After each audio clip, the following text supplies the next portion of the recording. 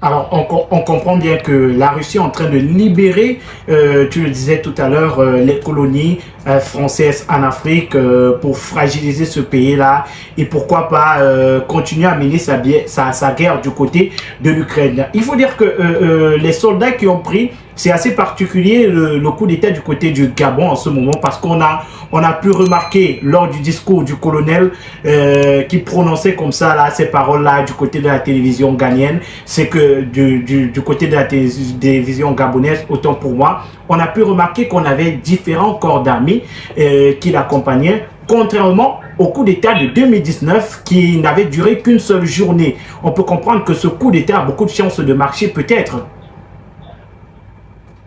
Alors, ce que je vais dire avant de répondre à la question précisément sur le Gabon et sur l'attitude des militaires qu'on a regardé, c'est que non, la Russie n'est pas là, la Russie ne vous a pas dit ouvertement qu'elle est là pour libérer les colonies françaises d'Afrique. Elle ne l'a pas dit ouvertement. C'est une guerre en train de se mener. On ne sait pas si la Russie est là ou elle n'est pas là. C'était juste la petite remarque que je devais faire. Okay. Maintenant, pour revenir sur le Gabon, ben, écoutez, on a peut-être eu plusieurs corps militaires qui ont fait ce travail. La première des choses qu'il faut mentionner, c'est que c'est la grande muette. Et vous savez, vous devant nous sommes au Cameroun, on ne parle pas de l'armée n'importe comment.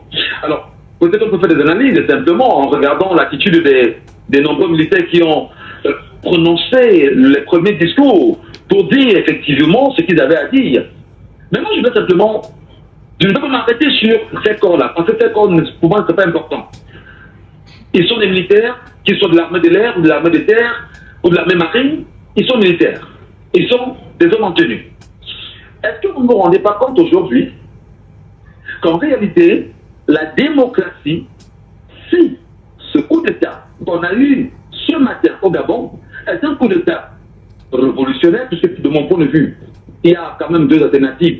Soit il est révolutionnaire, on pourra évoquer les raisons tout à l'heure, soit il est néocolonialiste, je pourrais vous donner mes arguments tout à l'heure.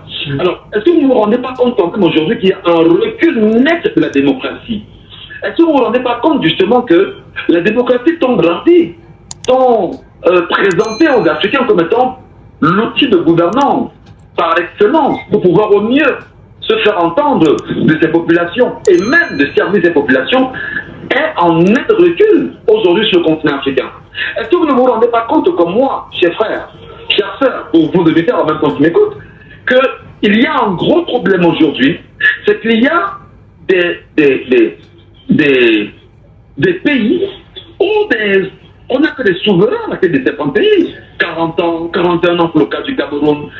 On ne va pas revenir sur le système autolatiste bien connu au Cameroun. On ne va pas revenir sur la dynastie Bongo, bien évidemment au niveau du Gabon. On ne va pas revenir sur Sassou Nguesso ayant renversé son nom m'échappe là, son président congolais, et ainsi de suite. Ils sont là. Et maintenant, ces mêmes chefs d'État qui sont au pouvoir sont adhérés par Paris. Ils sont validés par Paris. Ils ont l'assentiment, ils ont l'encouragement et les motivations de Paris. Comment? Lorsqu'il y a des élections dans un pays, qu'est-ce qu'on fait? Avant même que les élections ne soient proclamées de façon officielle, vous avez ce qu'on appelle les chancelleries occidentales qui commencent à dire nous félicitons le candidat X, nous félicitons le candidat qui a. Parce qu'en réalité, ces candidats ne sont pas les choix de ces chancelleries occidentales aujourd'hui. Passons. Maintenant, pour revenir sur le coup d'État aujourd'hui, ces militaires, simplement, il y a deux alternatives. Soit c'est un coup d'État militaire, révolutionnaire, soit c'est un coup d'État néocolonialiste.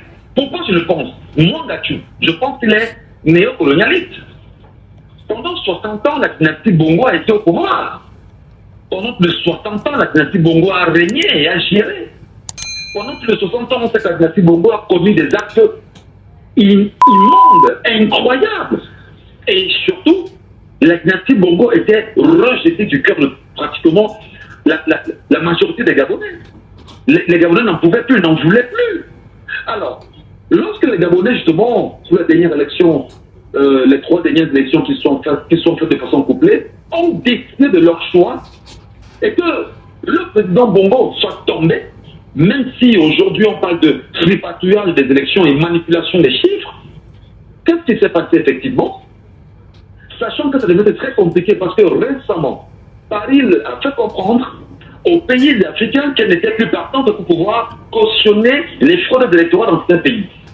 Alors, il faut donc organiser un coup d'État maquillé pour pouvoir protéger la famille Bongo et voir dans quelle mesure on pourra aisément dire que, bon voilà, on a annulé les élections, il faut recommencer et prendre 3 ans, 4 ans, voire 5 ans et replacer un autre pion de la dynastie Bongo plus tard. Deuxième alternative, ça peut aussi être un coup d'État révolutionnaire. Comme vous savez véritablement qu'au niveau du Niger, il y a ce qu'on appelle une base française au niveau du Niger, du Gabon, autant pour moi. Ouais. On sait qu'il y a une base française au niveau du Gabon. Alors, soit le discours qui était tempéré ce matin, c'était pour éviter qu'il puisse avoir une attaque avec la base française, bien évidemment au niveau du Niger, du Gabon, excusez-moi, c'est vrai qu'elle a fait au niveau du Niger, voilà, reste pendant. Et soit, effectivement, on se dit, si c'est révolutionnaire, ils ont peut-être conscience de dire qu'il faut aussi libérer le Gabon du joug occidental, du joug impérialiste. Le fait que je vais sortir par là pour vous dire simplement que lorsque vous lisez la charte de l'impérialisme, vous comprendrez que Paris n'a pas encore quitté le Gabon. Paris ne quittera jamais le Gabon. Et ce qui est quand même curieux, les amis, vous ne vous êtes pas rendu compte que France 24 et RFI, qui hier diabolisaient Niamey, aujourd'hui, c'est France 24 et RFI qui sont en train d'adober le coup d'État au niveau du Gabon. Vous ne comprenez pas ça? Ils sont entre guillemets d'accord avec ce coup d'État-là. Voilà. C'est déjà la rentrée scolaire. Élèves, parents, enseignants, pour une année scolaire réussie, pour des cours, leçons et exercices d'application agréables, vous avez besoin de craies de qualité pour vos ardoises et tableaux. Super Calligraphe de KDF Color. Les craies Super Calligraphe de KDF Color, fabriquées localement au Cameroun, c'est les meilleures sur le marché. Elles écrivent magnifiquement bien, peu importe la qualité des tableaux ou ardoises. Elles sont extra compactées, c'est-à-dire plus lourdes que les craies importées. Les craies Super Calligraphe de KDF Color, blanches ou de couleur, offre un éclat parfait à vos tableaux. En plus, sur le marché, le rapport qualité-prix est incomparable. Utiliser les craies Super Calligraphe de KDF Color, c'est aussi encourager l'entrepreneuriat camerounais et africain, mais aussi contribuer à offrir des emplois à nos jeunes compatriotes. Super Calligraphe de KDF Color est disponible sur toute l'étendue du triangle national. Infoline 699 57 43 37 678 83 26 01. Avec les craies Super Calligraphe de KDF Color, encourageons l'art de bien écrire. Donc, c'est pour vous dire simplement que la France hier condamnait automatiquement, bien évidemment, le coup d'État au niveau du Niger, parce qu'elle sait qu'elle est chassée littéralement au niveau du Niger. Aujourd'hui, elle est en train d'encadrer ou de cautionner un coup d'État au niveau du Gabon. Mais quel est ce double jeu? Quel est ce regard français? Vous comprenez, les chers amis, que lorsqu'on n'est pas souverain, lorsqu'on n'est pas indépendant, lorsqu'on n'a pas son mot à dire, on ne compte pas. Alors, je vais vous envoyer, pour ceux qui vont vous écouter, qui sont auditeurs de votre radio, donc, sur Internet, allez taper ça rapidement Google. Vous tapez la charte de l'impérialisme. Et vous allez lire l'article premier qui dit notre mission, notre ambition, c'est de nous accaparer des richesses du monde, de nous enrichir et de remplir nos banques.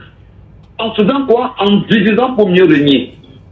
Alors, hier soir encore, j'ai eu peut-être la chance ou la malchance de tomber sur un documentaire sur le père Omar Bongo sur la télévision DBS à Douala, que vous connaissez très bien. Et nous tous nous regardions l'intronisation de Ali Bongo Ndima au cœur de la franc-maçonnerie, dont on se sert aujourd'hui comme étant un élément très important et capital pour pouvoir diriger les pays du monde et les pays même d'Afrique aujourd'hui.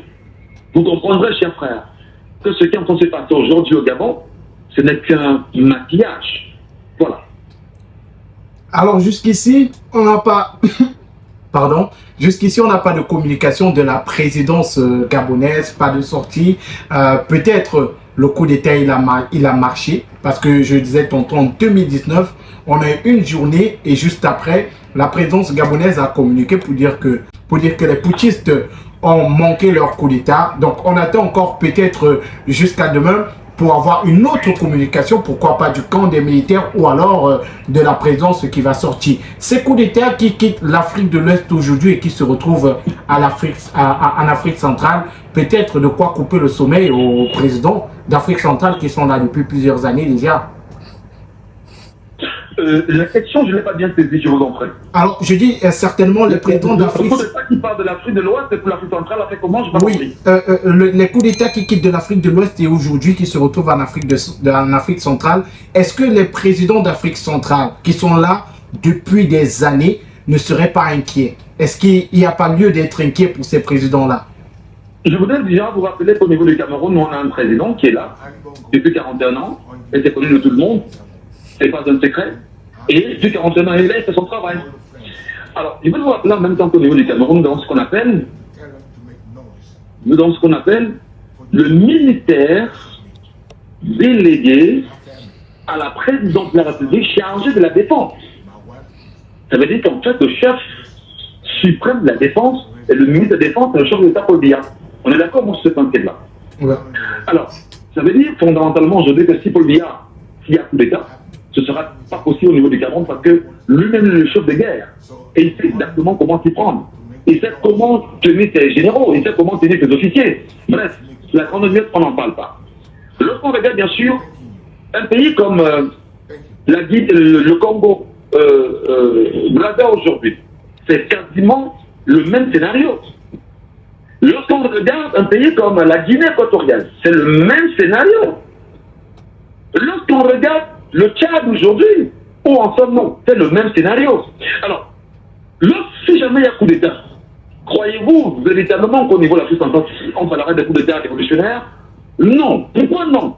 Parce que jusqu'ici, il n'y a aucune velléité révolutionnaire palpable, perceptible au niveau du Cameroun, au niveau de la Guinée équatoriale, au niveau du Congo-Brazzaville, pour ne citer que ces trois pays, et même au niveau du Tchad aujourd'hui.